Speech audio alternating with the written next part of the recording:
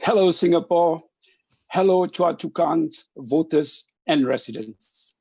My name is Abdul Rahman. I'll be contesting in the coming election for Chua Kang GRC. My favorite subject is actually leadership. We want reliable leaders, people who can actually plan for the future of the country, be very transparent, and also open to discussion. Now let's look at the report card of our present leaders. Now I'm not going to make my findings about it, but probably the viewers would be able to see. Now, when we gave them what we call the high mandate in 2015, they promised that there'll be affordable housing. They promised employment. They promised that they will reduce the income gap. And other promises that were actually explained by my two earlier fellow contestants for this GRC. Now, have they actually fulfilled that? You have the answers. The next question is this: what happened to COVID-19? Have they performed? Now, every country, especially Singapore, we have what we call a crisis management. We have a pack of it. So the slightest sign we are there, boom, we intervene. We had SARS before. We had the lesson, we had the experience. And what happened to Singapore in February, as early as January? We heard about this. We knew what happened to Wuhan. And we had a sign in Singapore. A foreign worker was also infected, as well as those returning here from China. And what did we do? As far as concerned, they made the contractors to do all the compartmentation, separation, cleaning. Done. Because these people, these contractors do not have all amenities, the facility to do that. They do not. Now, why the government, like Ministry of Labor, NEA, why are they not intervening? Why so slow? Then after that, when they come in, we have this disease spread like wildfire. And now we are suffering from all those consequences due to this complacency. Ignorant, I don't know. Because we have the system. Why is it not implemented in an efficient manner? So now we have to pay for the medical expenses. We have to set up buildings, dormitories, make sure that they won't actually come in contact, and we have separation. We give them salary. And when is this going to end? Now I want to know. Every day we have 200 over cases. I think yesterday about 186. It's coming down. But the question is this: how many tests do we conduct presently? We were told 1,000. Then there was time that they need calibration on the equipment in the lab. Then it went down, the cases. They went up again. Probably they have actually conduct more tests.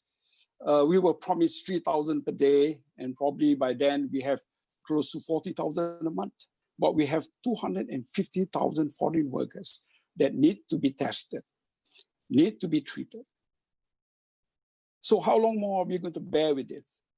Now, these are mistakes. You judge. All right. Though now they're talking about how they're going to recover the economy, how to handle this situation right now. These are things that anybody can explain because it has already happened. So you can just come up with all those measures and steps to overcome this situation. But the economy, this is unpredictable. The entire world is not going to recover soon. We are affected by the global situation. Our trade, our, being the hub for finances and also for air travel and also for, shipment, they are all affected. Tourism, all affected. Anyway, let's not talk about it anymore because they are actually the problem now we are facing. Otherwise, we won't be contesting in this election.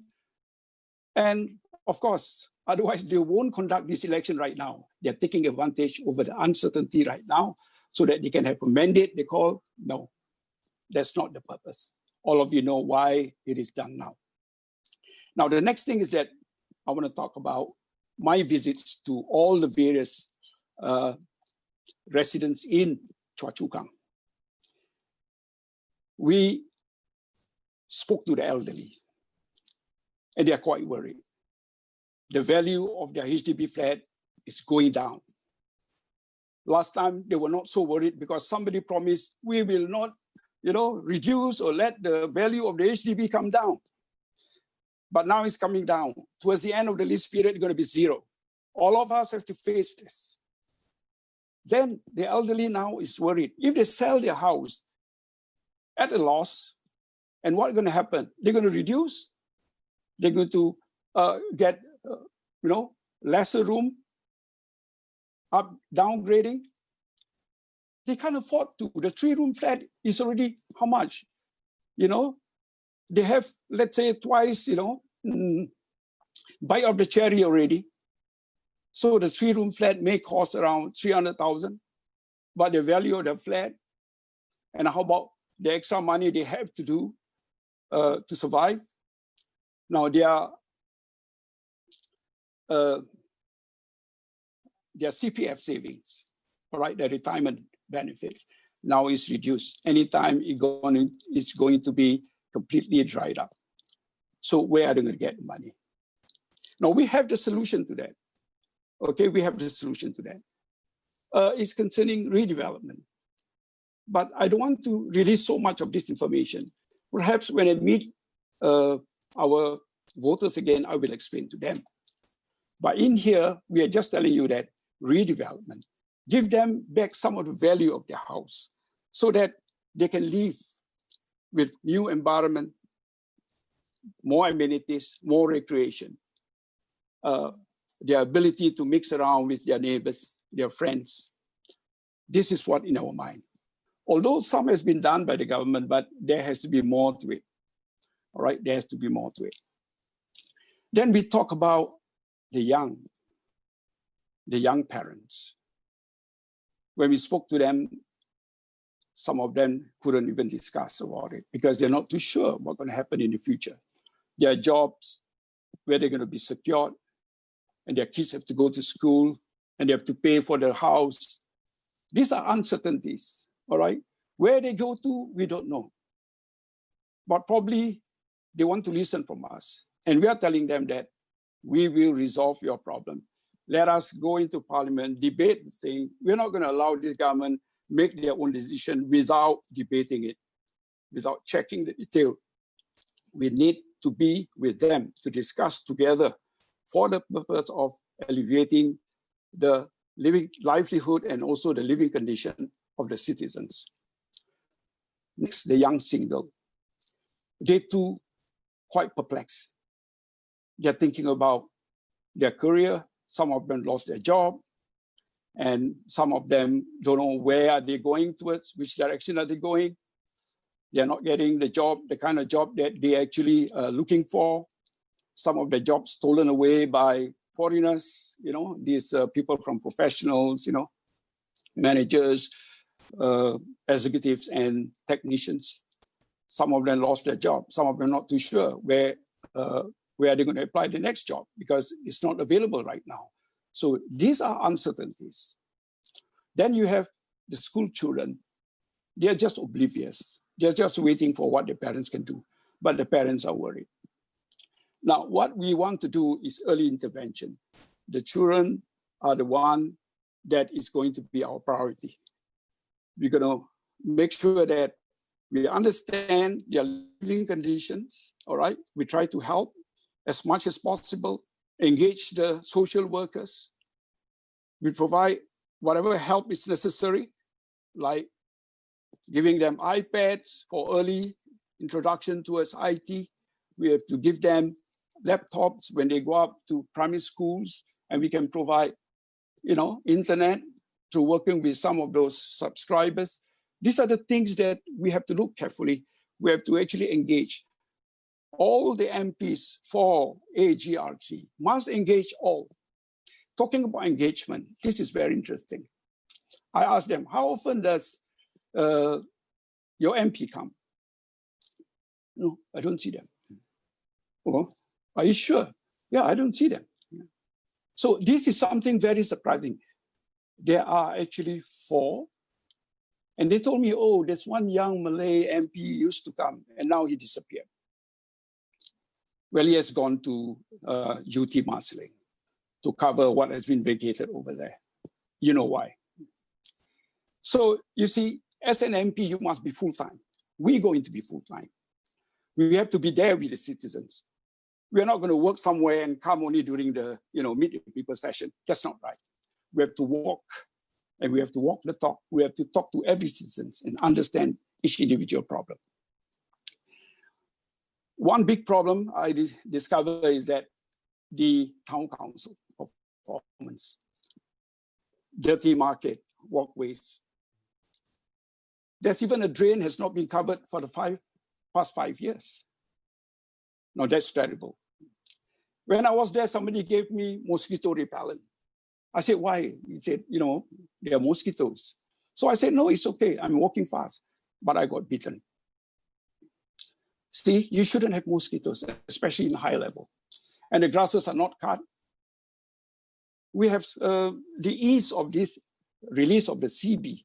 We can get contractors to cut them, but they're growing fast and the mosquitoes are hiding inside there. Now, there are other problems too. Today, we walked down a staircase and we found many obstructions. One big, huge sofa was in the middle of the staircase landing. And that means disaster if there's a fire in the building. The means of escape has been cut off. So where are those people who are supposed to look into all these things? They're not there. So for 5 years, if this resident told me that they haven't met them, then there's big trouble. We are not going to let these kind of things happen. We are full-time MPs. We are full-time potential MPs. We're going to be there with you. So the main thing is this. First is that, do we trust this government? Second thing is that, do we need representation to check on them? Number 3, are they performing well? Especially on the town council. I can tell you that Francis is a very, very experienced man in multinational corporations. He's able to see things from the helicopter view. Tan Wing Wah is a lecturer majoring in economics. So he can look at data, he can look at statistics, and he come out with all those reports to us. And we have a young guy, Sean, who's very vibrant, energetic, who can give us all the information regarding the youth, their aspiration, their ambition, what they like to see the next generation going to be. So vote us in.